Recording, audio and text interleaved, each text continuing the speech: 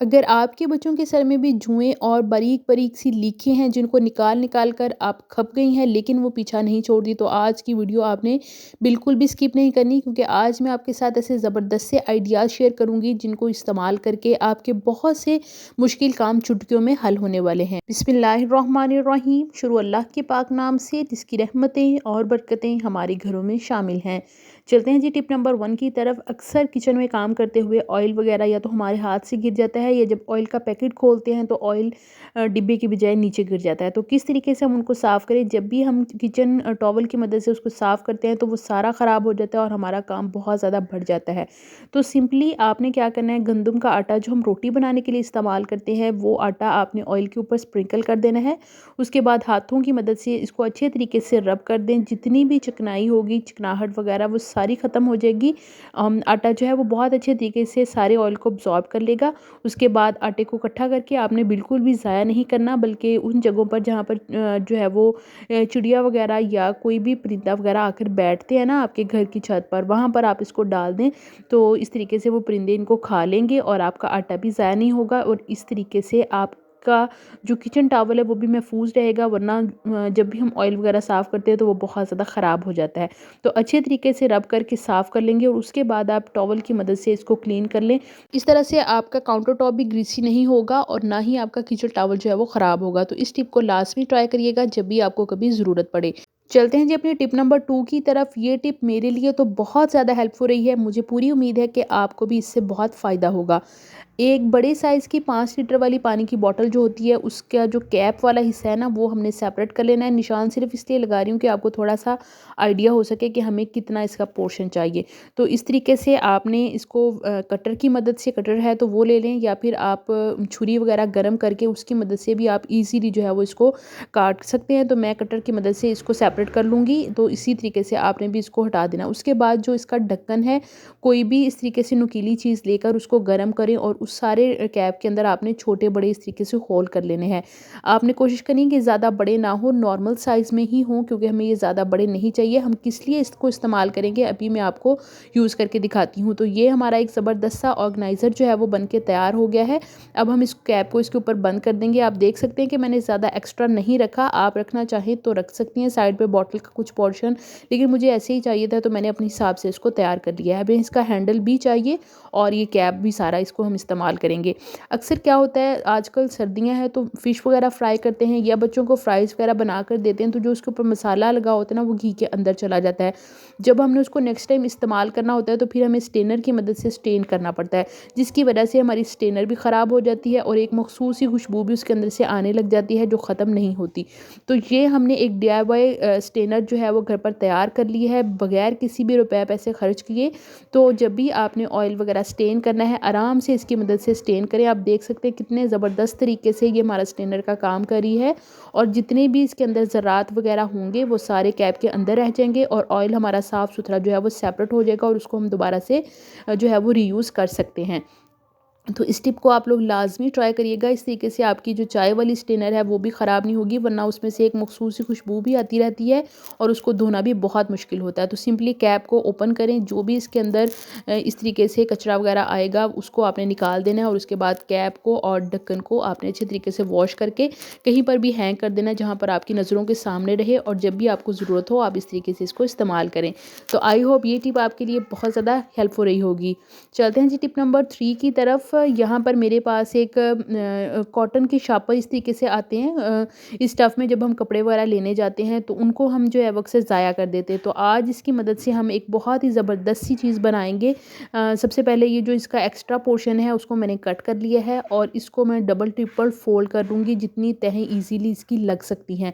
अब आपने, आपके पास जो भी शॉपर वगैरह इस तरीके का है, आपने उस हिसाब से इसको तैयार करना है।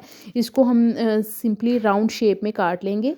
मैं यहाँ पर निशान लगा रही हूँ ताकि आप लोगों को क्लियरली आइडिया हो सके कि किस तरीके से हमने इसको काटना है। अब जिस भी कलर का आपके पास है, वाइट है, येलो है, ब्लैक है, मोस्टली ये 3 कलर में ही जो कपड़ों वाले शॉपर है वो आते हैं घर में। तो इस तरीके से जो भी आपके पास अवेलेबल हो आपने उसको इस तरीके से राउंड शेप में काट लेना है। आप चाहें तो इसको स्क्वायर शेप में भी काट सकते हैं, कोई मसला नहीं है।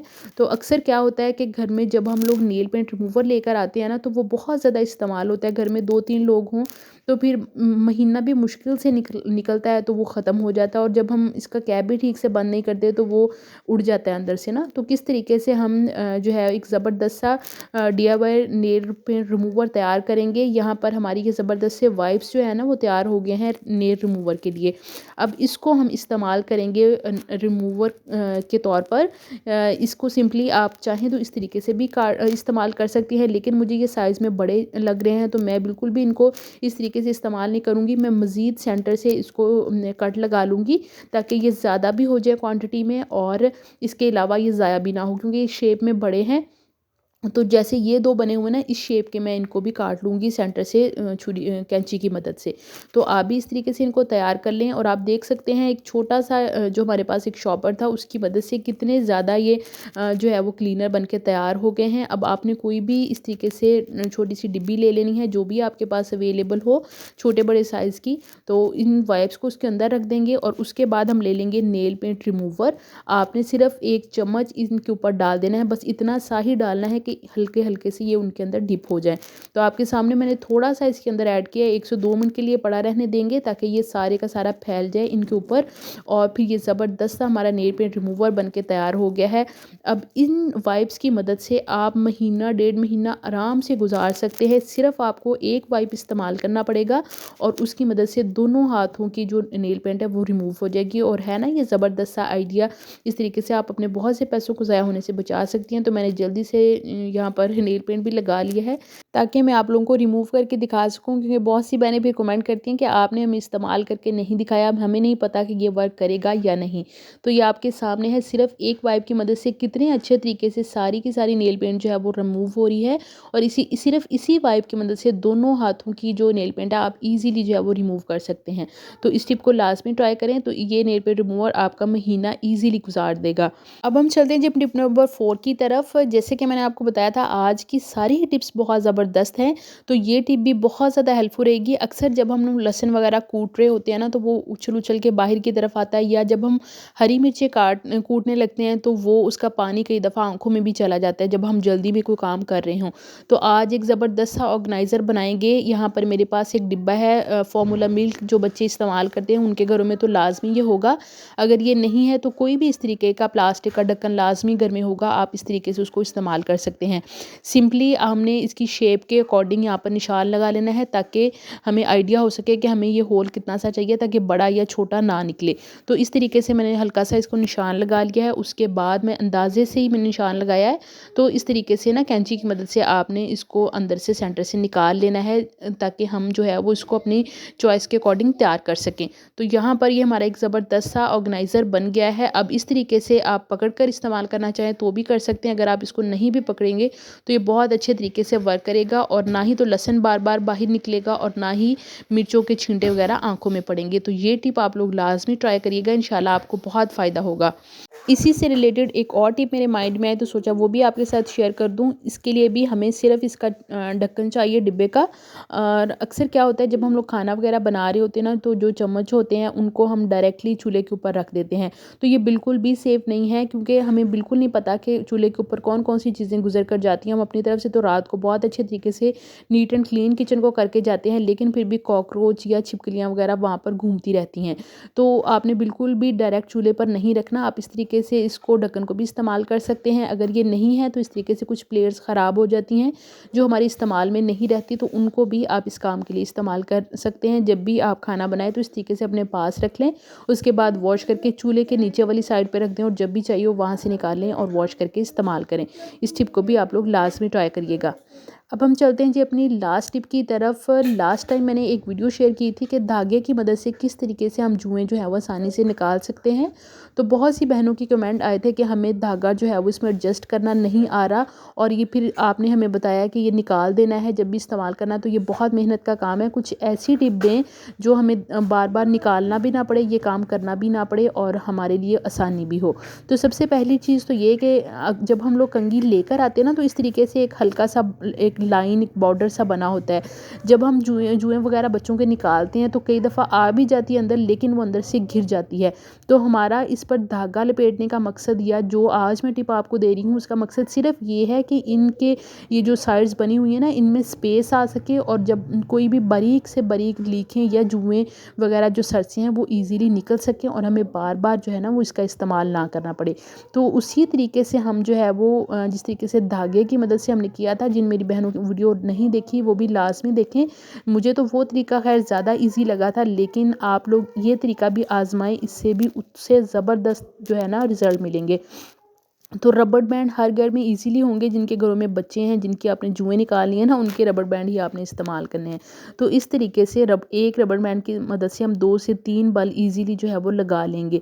सिंपली आपने एक साइड से गुजारना है, और जब दूसरी साइड से गुजारना है ना, तो वहाँ पर एक बल दे देना है, और वही बल जो है ना वो हमारे लिए जो जुएँ निकालने में आसानी पैदा करेगा। तो इस तरीके से जैसे आपके सामने मैं कर रही हूँ, इस तरीके से बल आपने लगाते जाना है।